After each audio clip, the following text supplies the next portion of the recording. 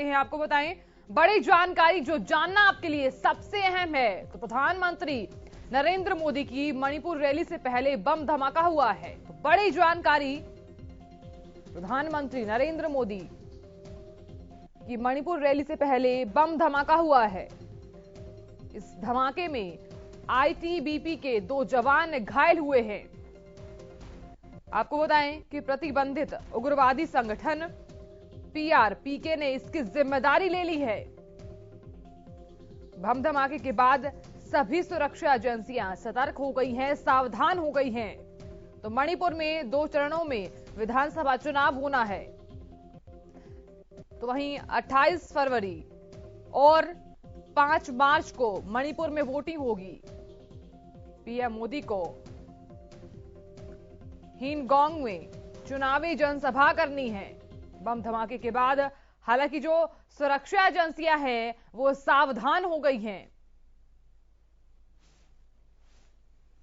PM Narendra Modi की Manipur rally से पहले ये बम धमाका हुआ है। इस बम धमाके में आईटीबीपी के 2 जवान घायल हुए हैं। तो बड़ी जानकारी बता रही हैं, इससे जुड़ी हुई कुछ तस्वीरें भी हम आप तक पहुंचा रहे हैं। इस खबर पर ज्यादा जानकारी देने के लिए मेरे सहयोगी करण खुराना जुड़ गए हैं। करण, इतना बड़ा ये आखिर आश्चर्य होता है कि पहले तो रैली है, उससे पहले ये बम धमाका हुआ है। क्या प्रधानमंत्री नरेंद्र मोदी सुरक्षित हैं? जी बिल्कुल, पीएम मोदी बिल्कुल पूरी तरह से सुरक्षित है, क्योंकि जो बम ब्लास्ट है वो कल हुआ है रविवार को 8 बजे, और जिम्मेदारी है वो people's revolutionary party of Kargil park जो है वो आतंकी संगठन है, उसने वो आज ली है। तो उनका साफ तौर पर कहना है कि पीएम मोदी जो रैली आज करने वाले हैं हिंगोंग में मणिपुर के, उसका विरोध जताने के लिए उन्होंने ब्लास्ट किया है। इससे पहले पीएलए का नाम आ रहा था, जो कि आतंकी संगठन है और उसको चीन समर्थन करता आ रहा है लगातार, और पीएलए ने इसकी जिम्मेदारी ली थी, क्योंकि पहले ही जो है चीन ने पाबंदी माफ कीजिएगा, भारत ने उस पर बैन लगा रखा है, तो उसने जिम्मेदारी ली थी। तो इस बम ब्लास्ट में जो ब्लास्ट हुआ है उसमें 2 जवान जो है घायल हुए हैं। हालांकि उनकी हालत अभी फिलहाल स्थिर बताई जा रही है, वो ठीक है। और इस बीच बड़ी बात ये भी है, क्योंकि मणिपुर में 2 चरणों में चुनाव होना है।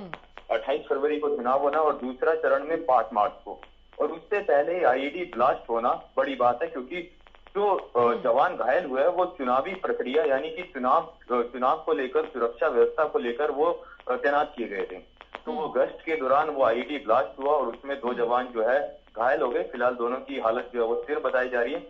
लेकिन मणिपुर में जिस तरीके से लगातार हिंसाई की खबर आ रही है, क्योंकि चीन से सटा इलाका है, इसको लेकर कहीं ना कहीं चिंता की बात है, और इसमें केंद्र सरकार की तरफ से कोई बड़ा एक्शन लेना होगा, क्योंकि अंदर जो है कहीं ना कहीं कई आतंकी संगठन है जिनको चीन का लगातार समर्थन मिलता आ रहा है। लगातार चीन जो है पीएलए का, हमने देखा था, पीएलए का लगातार समर्थन करता है, और कहा जाता है कि फंडिंग लगातार पीएलए को, जो आतंकी संगठन है जिसने भारत ने जिसको पहले ही बैन कर रखा है, वो लगातार भारतीय सेना पर, जो जवान मणिपुर में तैनात है उस पर लगातार हमले करता है।